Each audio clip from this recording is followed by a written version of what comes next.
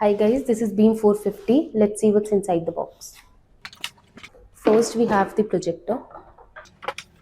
Then there's a power cord, a remote, a user manual and a warranty card.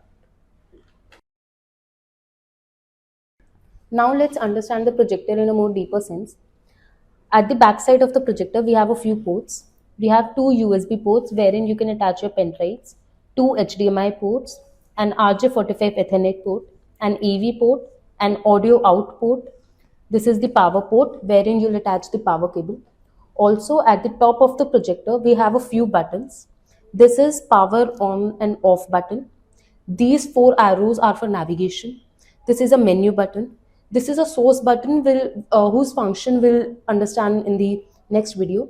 And this is back button. Also, we have two wheels present over here. First one is for adjusting the focus manually, and the second one is to adjust the keystone.